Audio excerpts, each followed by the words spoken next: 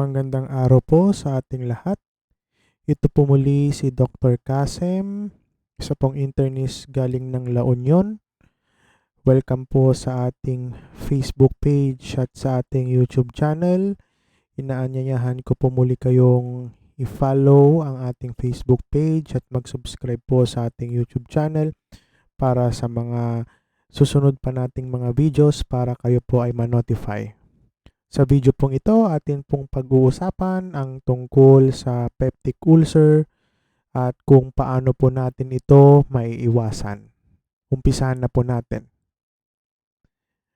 Ano nga po ang peptic ulcer? So, sa tingin nyo po, ito po, ang peptic ulcer po ay isang kondisyon kung saan may gasgas o bukas na sugat sa bahagi ng ating lining na tinatawag ng ating tiyan o bituka.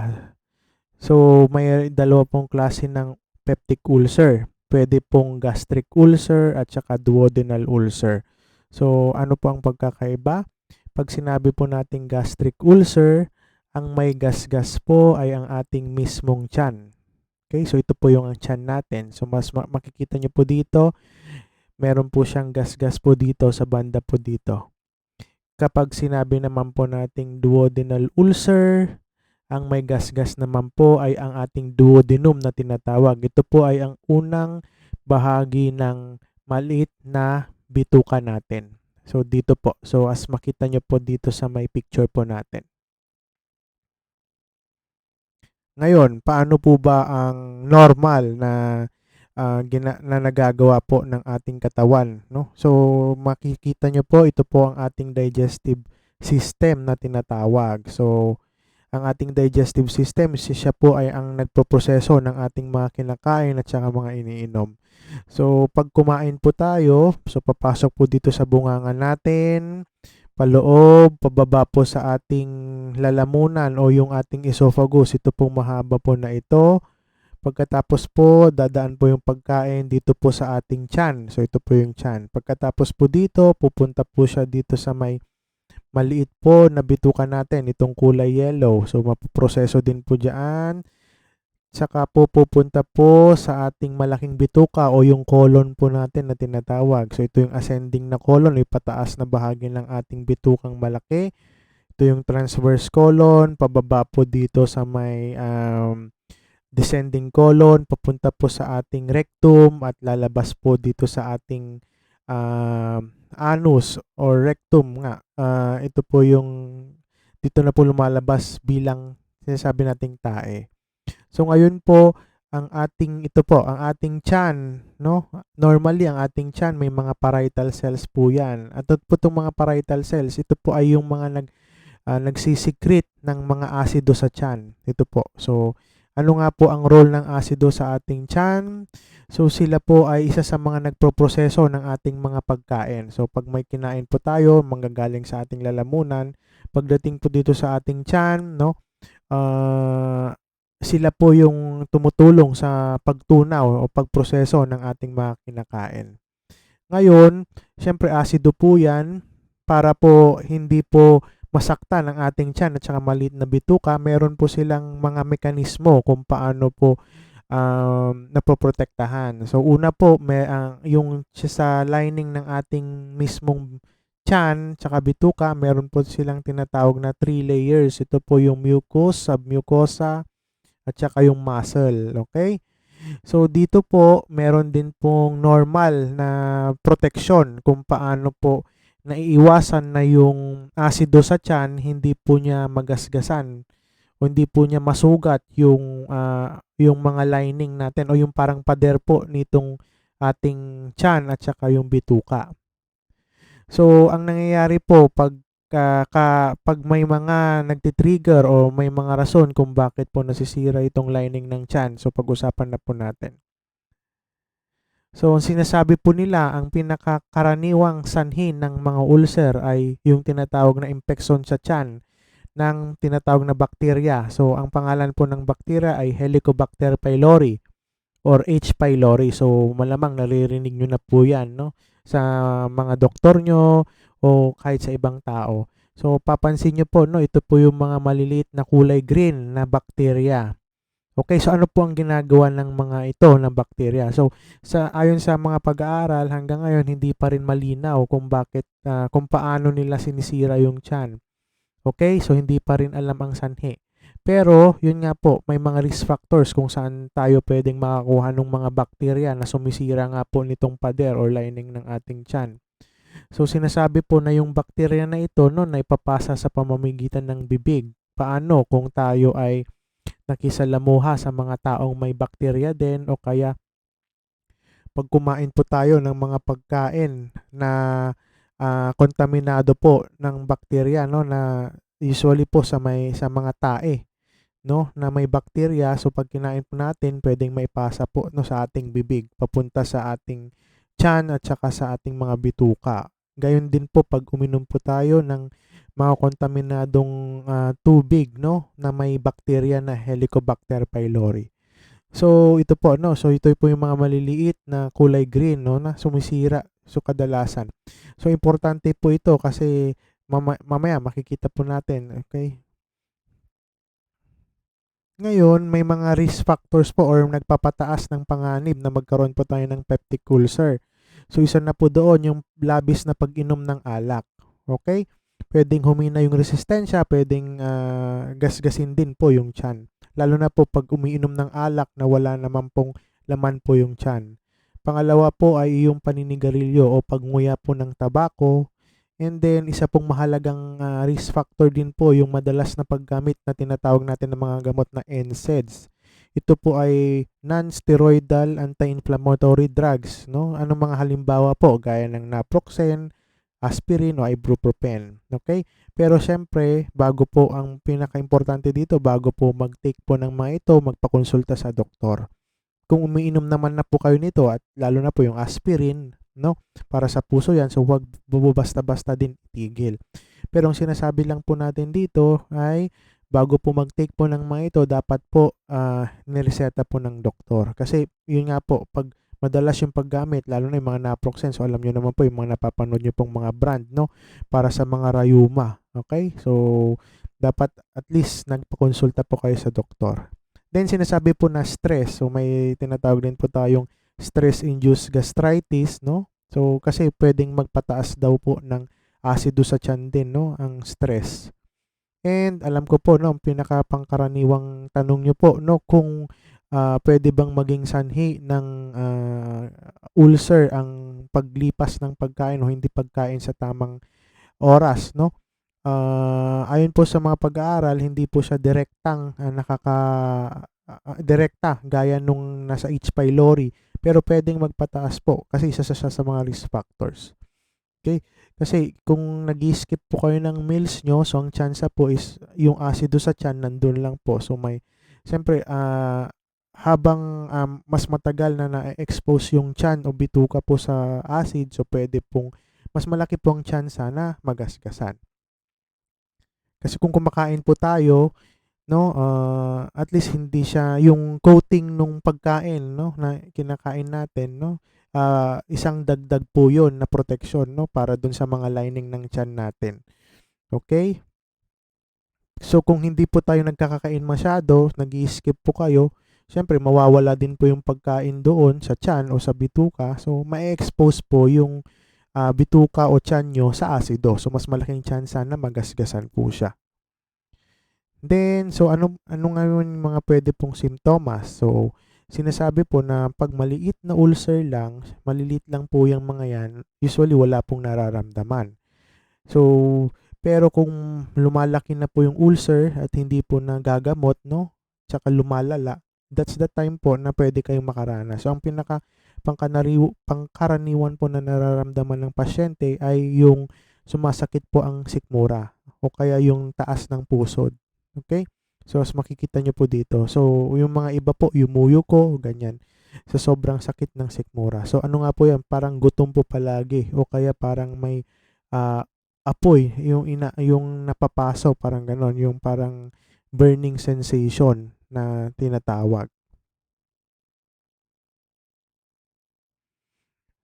So, depende rin po, no? So, ayon sa simptomas, pwede nating malaman kung saan ba nagmumula. Gaya nga po ng nasabi ko po sa inyo kanina, dalawang klase po ang peptic ulcer. Meron po tayong gastric ulcer pag yung tiyan ang apektado at duodenal ulcer pag yung unang bahagi ng ng bituka na maliit naman po ang naapektuhan, no? Yung duodenum po na tinatawag. So, pag gastric ulcer, tignan nyo po ito. So, sumasakit po kapag kumakain. Okay? Siyempre po, di ba?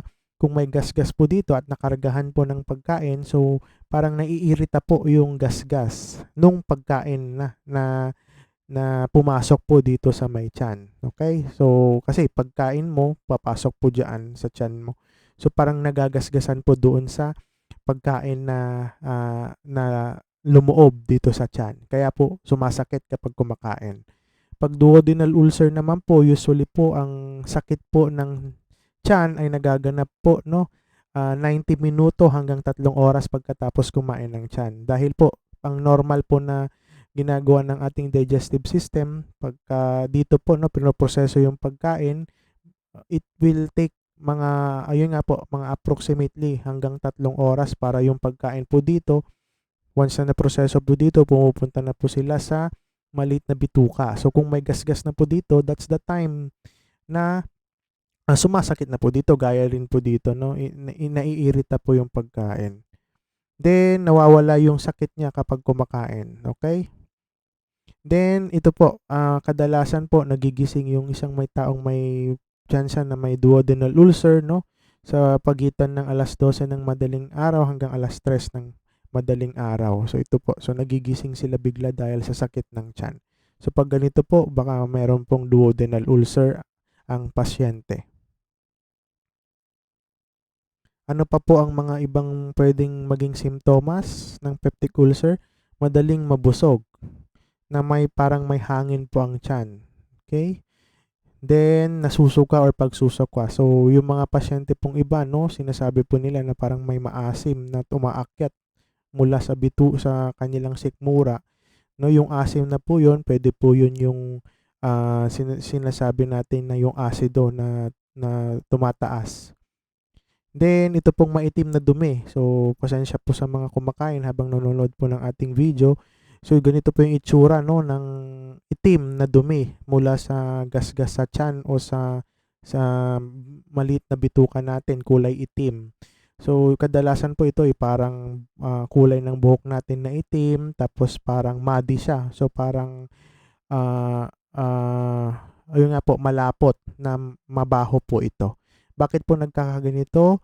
Siyempre po, kung may gasgas po yung tiyan, ano, kagaya po ng gasgas sa anumang bahagi ng ating katawan, dumudugo po yan. So, once po kasi yung dugo ay naghalo po doon sa asido sa ating tiyan, so nagiging kulay itim po siya. Okay? Kung kulay red po yan, malamang po ang dugo ay nasa lower gastrointestinal tract po natin o sobrang sobrang lala na po yung gasgas sa tiyan at pagdurugo sa tiyan na wala ng oras para maihalo po yung dugo sa asido. So, lumalabas na lang po kusa na red na siya. Okay, so yun po yung pinaka-delikado po doon. Okay, so pag itim ang tae, usually po upper gastrointestinal tract po yung rason niyan o yun nga po yung pangalawang bituka na maliit hanggang pataas hanggang doon sa bibig. So kung ang naghalo nga po yung dugo doon sa asido, nagiging kulay pula po siya. And kung may mga pwede rin pong pangangayayat kasi sa sobrang hapdi ng tiyan, hindi na makakain. So, pwede rin po yun. Or, may iba pong dahilan, gaya po ng mga bukol-bukol na pwedeng cancer na po pala, kaya nangangayayat. Ngayon, paano po natin malalaman kung may ulcer po talaga? So, hindi po natin malalaman talaga sa mga simptomas lang po, no? Kailangan pong makumpirma po yan. So, ito po ay sa pamamagitan ng endoscopy. So, kung saan sinusuri yung lining ng tiyan natin at unang bahagi ng maliit na bituka. So, bali po dito, so makikita nyo po, ginagawa po ito ng ating mga gastroenterologist, yung mga doktor po na endoscopist, no? Mga espesyalista po sa bituka at saka sa tiyan. So, usually po, may may tube po yan, endoscope na tinatawag, na usually kulay itim po yan na pinapasok po sa may bibig ng pasyente. So yung scope po na ito, meron pong camera sa dulo po nito, no? At saka na nakakonekta din po doon sa monitor para makita direkta yung parte ng bituka o yung tiyan na sinisilip ng ating endoscopist, no? Usually ginagawa po ito sa ospital. So ito po siya. Sa pamamagitan po nito, makikita po talaga kung may gasgas, kung may bukol pala dyan. So para saan po itong endoscopy? So ang endoscopy, okay, usually hindi po lahat ng mga may simptomas ng ulcer ay kailangan po agad magpa-endoscopy. Usually po, tina-trial po muna yan sa gamot. Pero may mga pagkakataon talaga na kailangan na agad na ma-endoscopy. So ito pong ito. Kung may anemia na po o yung mababa po yung hemoglobin, no? So nagpa-CBC, mababa po pala. So para at least makita kung ano yung dahilan ng anemia. Kasi nagkaka-anemia po tayo, pwede tayong magka-anemia kung kung sobra na po yung pagdudugo, no, na hindi nakokontrol. So baka kailangan ma-endoscopy para makontrol po yung pagdurugo sa loob. O kaya may bukol pala na baka pwedeng cancer yun, para at least yung sa endoscopy po, ma-biopsy din po yan. Okay? Then, hirap sa paglunok. Okay? So, may mga iba, no? So, baka may bukol na po sa lalamunan o kaya may sobrang gasgas na din po sa lalamunan, kaya parang hindi makalunok po yung pasyente, nahihirapang lumunok. At least para ma-confirm po, no, na talagang may gasgas po doon o kung may iba pang makita gaya nga po ng bukol. Then syempre pagsusuka na ng dugo, baka mamaya po sa sobrang acidic yung tiyan o kaya may mga problema na pala doon gaya ng esophageal varices o yung mga tinatawag na yung varicose sa lalamunan, no, yung lumalaki yung ugat. So pwede pong po kasi yun, pumutok po yun kaya nagsusuka ng dugo. And syempre po yung pagtain ng dumi, no, nung maitim yung pinakita ko po sa inyo kanina, and as well as yung nangangayayat na po, ano. So yun po, yung gaya po ng sinabi ko po sa inyo kanina, nangangayayat kasi hindi nakakakain o may iba pa gaya ng cancer sa tiyan. Then, ang ating mga doktor po, pwede rin po magpagawa ng ibang eksaminasyon gaya ng CBC para malaman po talaga kung mababa na or may anemia na, no? Yung mababa yung hemoglobin, baka kailangan masalinan na po ng dugo kung sobrang baba. Kasi kung sobrang baba po yung dugo or yung hemoglobin natin, marami pong komplikasyon yan. Kasi ang hemoglobin po natin, siya po yung nagkikerry nung dugo natin na may oxygen. Okay? So marami kang mararamdaman kung may mababa yung anemia mo. Okay, pwedeng madaling mapagod, manghihina, ganyan. And meron din po tayong, gaya po ng sabi ko po sa inyo kanina, pinakapangkaraniwang sanhi ng peptic ulcer ay yung bacteria po na H. pylori. So pwede pong malaman kung merong talagang H. pylori, no, sa katawan mo. Kasi yun nga po yung sinasabi ko po sa inyo kanina, kung may H. pylori po kasi yan, kailangan pong magamot. Usually, binibigyan po ng 3 klase ng antibiotic yan. Okay? Sa loob po ng 15 days or 2 weeks. Okay? Para po mapatay po yung bacteria po para hindi na po niya gasgasan or sirain po yung lining ng ating sikmura na pinakita ko naman po sa inyo kanina. And pwede rin pong suriin yung dumi. So ito po pwede pong para makita po kung talagang may mga konting dugo-dugo na sa tae na hindi po nakikita, no, ng ating mata. So nakikita lang po siya sa microscope. Pag sinuri po yung dugo, no, under microscope, yung stool exam po na tinatawag. Ngayon po, paano po makakaiwas? So, pag napansin nyo po, so itong slide na to, parehas lang din po dun sa mga risk factors po, ito po mga risk factors na pinakita po natin kanina. So, mahalaga po na malaman natin yung mga risk factors para pwede nating maagapan or mabawasan ng pagkakaroon ng peptic ulcer. Una po, syempre, huwag masyadong uminom ng alak. So, may mga rekomendasyon po tayo kung ano po yung normal na pag-inom ng alak. Then, iwasan pong manigarilyo. And siyempre, wag pong basta-basta gumamit ng mga NSAIDs na gamot, okay?